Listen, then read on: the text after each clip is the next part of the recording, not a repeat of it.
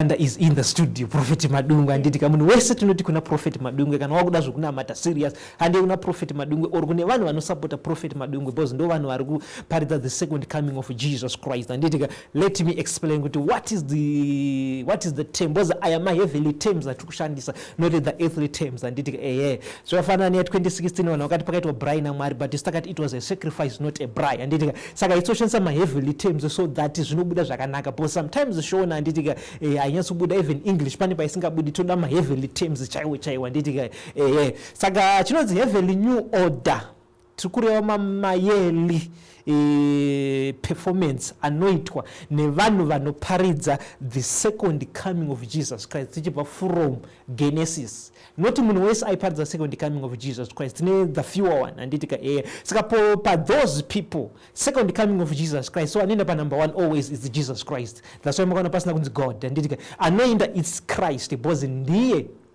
and the muridzi second coming of Jesus Christ, so ndiye anenge ari pa number one. Then kubva pa number two ndo panokombitwa. Ndika so yearly tinokombita. Saka next month munichanguva na Russia start pane pasina new order. Ndika pane ndikambotaura ndichiti earthly order. Ndika iyo ndeinofuti zvema order acho anenge akawandisa. So this is the heavenly order second coming of Jesus Christ. So tine vanhu vakatanga, the pioneers, like the first person akatanga. Ndika takatanga pana Adam, tizopinda pana Abraham, tizopinda pana Joseph, vese vanenge varipo. Saka let me explain kuti zvinombofamba say how are we measured, like pana William Aaron Branham and the late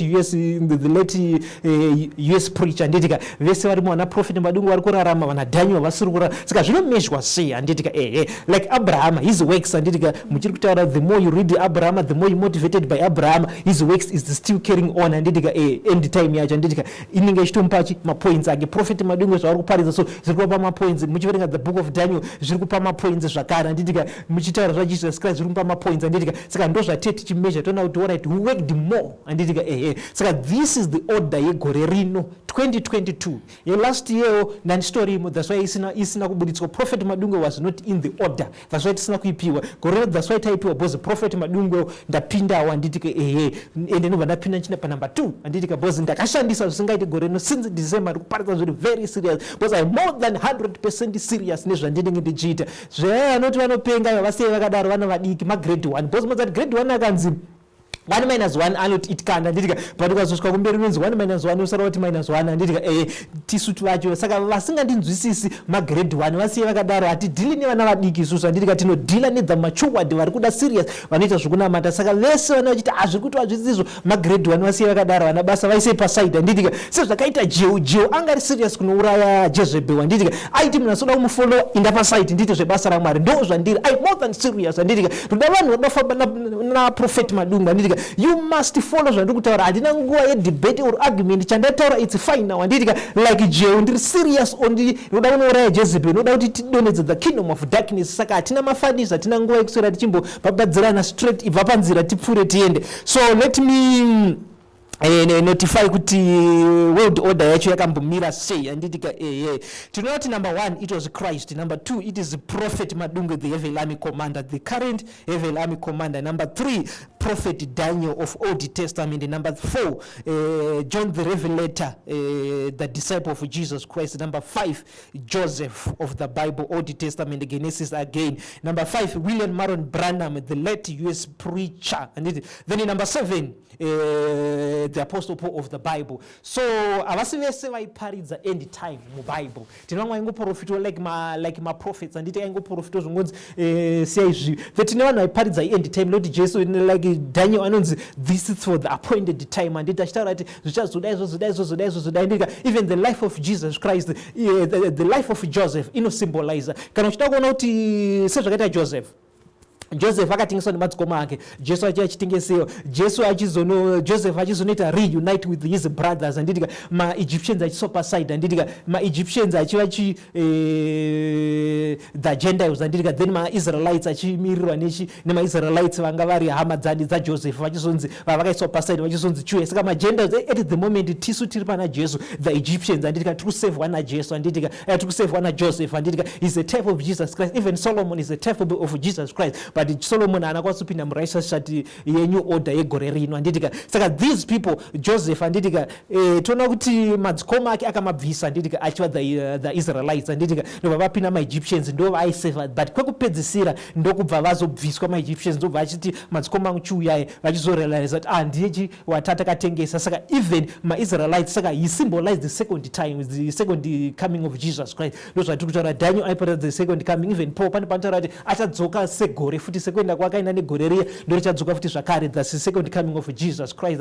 So vanhu vakadaro ivavo not vese vaiparidza mubhaibheri vanopinda muend time, vamwe havatombopindi totally. Saka ivavo ndo vateti chimeasure. Saka gore rino tatopedza the righteous chart. So vanambotaura even kuti pana Abrahama pakameasure. Saka measurements anogara achiitika. Even if you read the book of Zachariah the prophet, panonzi go and measure, angani the measuring line handitika, go and measure the temple handitika, achito measure the angelic, saka zvinoitwa measured handitika, and paito measure the church handitika iri panyika not iri kudenga. Saka measurements anoitwa because hapana chakavanzika in heaven, hapana .com ravasina every information, they have every information. So it's only ngoti mine musina the access yekuti mupinde. Ini I'm the heaven army commander handitika, all the secrets of heaven dzinochengetwa neheaven army. Saka how can I keep to singazivi? I'm the heaven army commander, tisochengeta heaven yacho handitika. Saka kana ndichichengeta the heaven ndinoziva pane every information, because information inochengetedzwa neheaven army handitika. Even the book of life, even my information ese ma special places in heaven tisu tinomachengetedza every part of heaven. Apashaki the angelic inofola under the heaven army. Saka tisu tinoreporta I know every information. Even vanhu vapinda kudenga nhasi kuti nhasi kwapinda kudenga tinoona kabose pamagetsi tisu tinomonitor tinochengetedza heaven. Saka hapana information yekuti ndinotadza kusvika kwairi kana ndichida, but sometimes handikupi because it's the secret yangu inini, because hazvireti zvese ndinofanira kupa ndinokupai zvaite authorized kana zvandinoda inini personal handiti zvandisingada handikuudzi, and it's my duty and no one must force me because I deal zvandinoda ndo zvinoitwa handiti zvaunoda, because I'm the heaven army commander, I operate in my ways. It's you unofanira kuoperate in my ways, wauya kwandiri handiti Alright, Prophet Anzo kutaura kuti mimi mutone jutika ari kudenga kuti muri heavenly command. The api mamwe maposta amina kudenga beside heavenly command. Alright, Prophet Madungwe vachipinda mu heavenly army. Let me go back pane ndichitaura matitles angu. Tonati kune vanhu vanoti Prophet Madungwe vanopenga. Nditika before I started ndichipinda at the age of 4 years ndichipinda mu heavenly army. Nditika I was tested and I was approved by God that I'm worth. Nditika every day heavenly army department no department re heaven rinoitwa measured kuti are you worth. Zvaona kuti ndine the wedding yandoda kuattenda iyama. Nditika musi wacho ndinonzi I'm not worth kuti ndinge ndiri into the heavenly army. Musi wacho ndichitonzi ndiri off duty. Nditika because I'm not worth. So kunzwa muna achiti Prophet Madungwe anopenga ngambonotestwa ngambodiwa hakuna zvakadaro. Every day tinotestwa kuti I'm worth, kana even my angelic usani wa worth kuva mu heavenly army unobviswa mu that department, because my angelic heavenly army anotwa tested every day. Saka anditombodi kutestwa na doctor, because ndinotesta, because tisototestwa every day. Anditika tisu tingatotesta ma doctors acho. Anditika kana uchida kuti utestwe unoeka pacho pane pachitestwa Prophet Madungwe daily basis kuti I'm still worth to be the heavenly army commander. Anditika I'm still worth. Anditika even my angelic vanofola kuanda wachi zvesezvo. Saka Prophet Madungwe vanohodha matitles akawanda. Kachita ma spiritual battles ndi the heavenly army commander,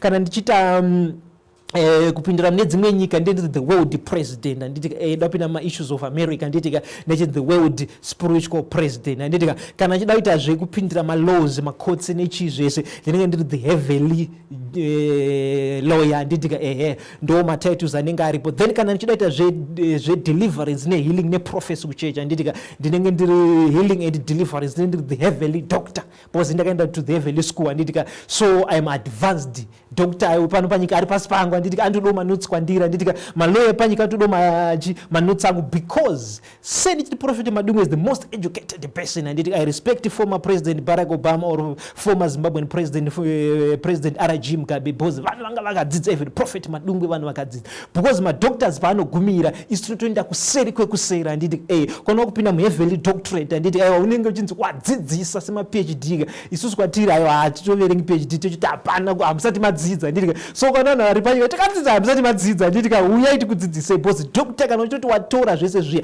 you must sit down na Prophet Madungwe tokudzidzisa futi hausati wadzidza tochiti hamusati madzidza. Nditika so Prophet Madungwe ndo matitles avo. Ndine the heavenly doctorate, ndine the heavenly laws zvese ndakaita zvese because malaws enyu anofall under the heavenly laws, so hapana law yamakaisa isimu, but tine maadvanced edu antori zvamodzidza zvezvo hapana. Even zvavana nearmy anditika army zvamotraina vana US army, even vana Zimbabwean army, aiwa training yenyu iri hapana training zvoti kwanzi 2 years wakutonzi musoja inaka.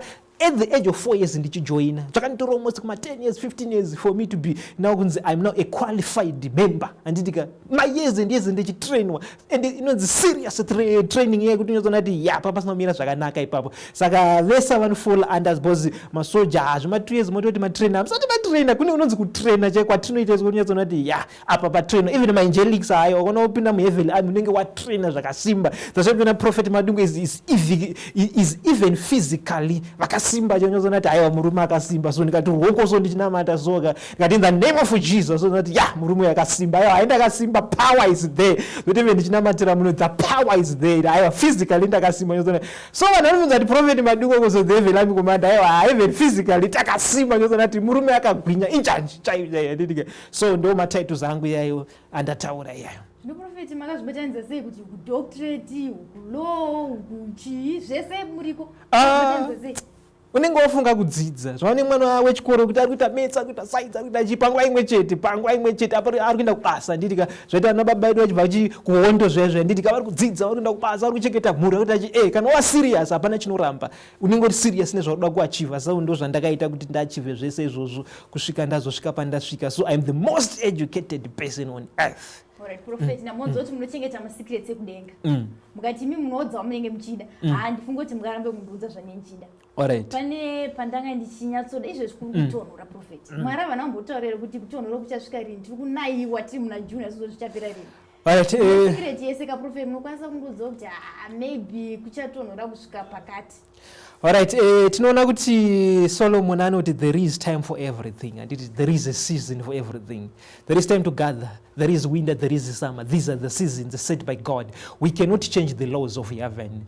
Total fall under that. Kana ikanzi winter, it's winter. So winter kana yapera muZimbabwe ino zvinosiyana kuti zvaona na America kune malonga winter awa nditika summer yawo short nditika but isusu yedu winter because ne weather iri right nditika. So tona kuti summer yedu inotanga tingangoti August tinenge chinotanga summer nditika. Saka kada kusvika that time chando chinotanga to erased nditika chinotanga kuinda. But let me speak nditika mu first heaven ndo munowanikwa zvese nditika. Muri kuchema nenyaya chando nditika chando achibva pano panyika everything is stored in heaven. Mvura yemunoona echinaya inochengetwa anonzi in the storehouses muheaven mu first heaven anditika muna anonzi ma storehouses ndo munochengetwa mvura inonaya pano anditika hailstorm iya inouya panyika inonaya inobva futi ikoko inogadzirwa kudenga anditika. So kune earth is a photocopy of heaven anditika mafiriji amakazofotokopa anditika muri kutora bozi snow chando chinotonhora anditika chinokuitwa cooled in heaven anditika ma storehouses ma storages avo anditika chobva chaiswa chiri hailstorm anditika. Saka muna pese panoita chando anditika chinobatanidzwa nemvura anditika mvura inotanga bozi hapana chando chinotanga chauya kunotanga kwanaya nditika